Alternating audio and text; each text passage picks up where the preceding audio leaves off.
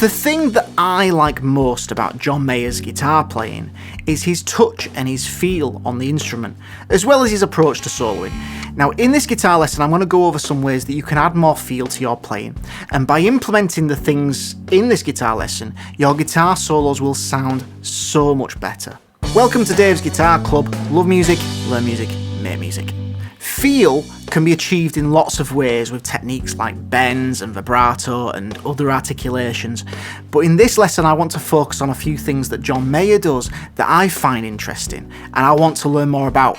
The final one that I want to talk about is my favourite, and I think it's a game changer to help you with making your playing feel better, so stick around for that one. I want to start with building your solos to a climax. Now, there's a great video of John Mayer giving a clinic at Berklee in which he said that you want to make your solo build and to go somewhere. You see, if you start your solo with the climax of the solo, you won't have a destination for your solo to build towards. There's a few things that we can work on and to think about to help us achieve this. So I want to start by thinking about letting solos breathe. You see, silence is important when soloing, and guitarists often have problems with this when they solo.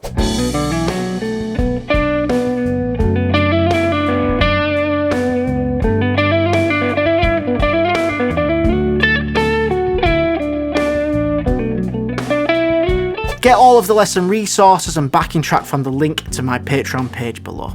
I want you to try and think like a saxophone player. Saxophonists need to inhale to have the breath required to be able to play, so they need to stop playing while they inhale. So I want you to try this as an exercise. I want you to try and improvise, and when you need to take a breath, I want you to stop playing. Just stop playing completely. Don't leave a note sustained and ringing out, and you don't need to rush to start your next lick. Just have a moment of silence and space.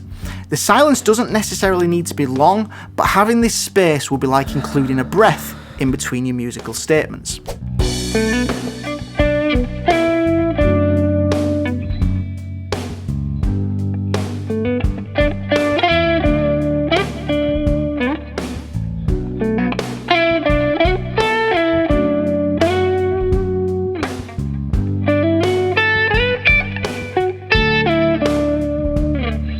The next thing I want you to try is to start your solo low and then move higher up the neck throughout the solo.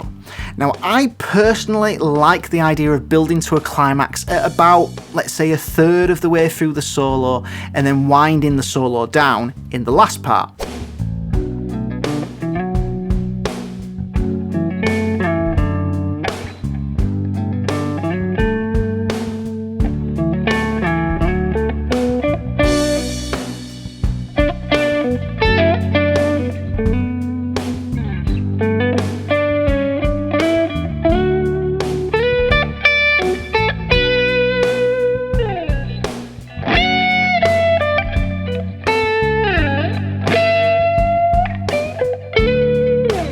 John Mayer is great at using these skills to make his solos tell a story. How hard and soft you play will add a lot of feel to your playing.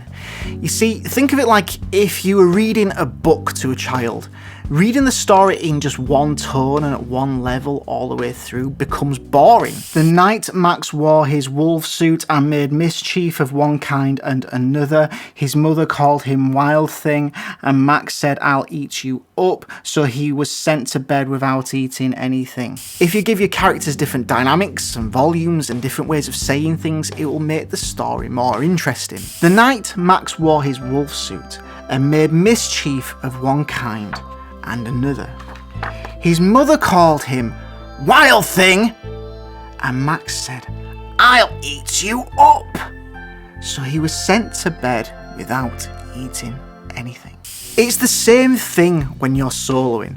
Now, I really enjoy the way John Mayer uses dynamics and how he changes his dynamics within his phrases and how he can really command the listener's attention. So this is where you can make your solo really come to life. I want you to try to experiment with changing your approach to playing the different phrases. Maybe play the first phrase really soft and then really loud and then go back to soft with the next phrase. Try starting a phrase loud and then going quieter in the middle and then back to loud to finish. There's really endless possibilities with this. I see the way that John Mayer approaches his dynamics. He's quite like a singer. I think his playing has a very vocal quality to it. And I think this is partly due to his dynamics and partly due to how he approaches his phrasing. Where he could normally play a phrase across multiple strings, he'll often just play it on one string and use slides to get between the notes. This adds quite a fluid and vocal quality to the phrase, and it also adds a different approach to the dynamics.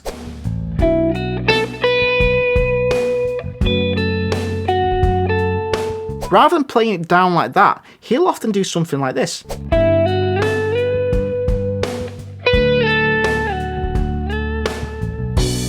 And you see, it's just got a different kind of tone and different sound to it, and it sounds really cool. The final thing I want to talk about is timing. Now, this is often overlooked, but this one is key to having a good feel. And it's my favourite point that I want to talk about here, and John Mayer really is a master of this. John Mayer and a lot of great guitarists will play what we call behind the beat. So if you play slightly behind the beat, you're playing still in time, obviously, still in time, it's important to be in time, but you hit your notes just milliseconds after the beat. This will make your playing feel and sound looser and more relaxed. Now, it's a very subtle thing, but if you get good at this, your playing will feel more laid back. I can demonstrate this with two examples. So I'm going to play a simple little phrase with a backing track, and if the phrase is played slightly in front of the beat, the playing will sound rushed.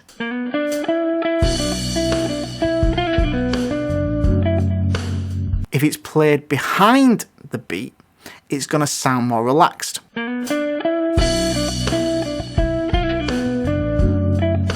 The way to practice this is to play something simple like a really easy lick, a scale, or even just a note, but practice with a metronome and try to hear the click of the metronome just before you play. This is something that's going to take some time to get good at, but it's worth the effort. Just listen to John's playing. He's never ahead of the beat.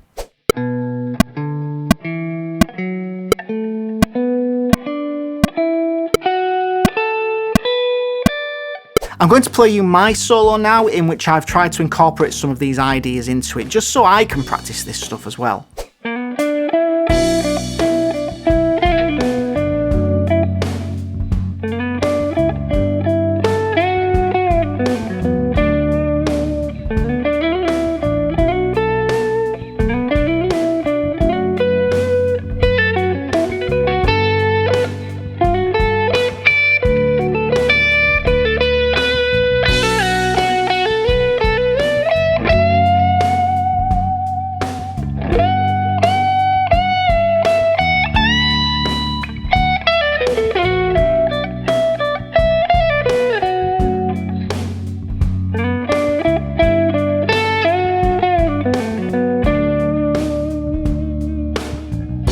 Get the tabs and the backing track from the link to my Patreon page in the description box.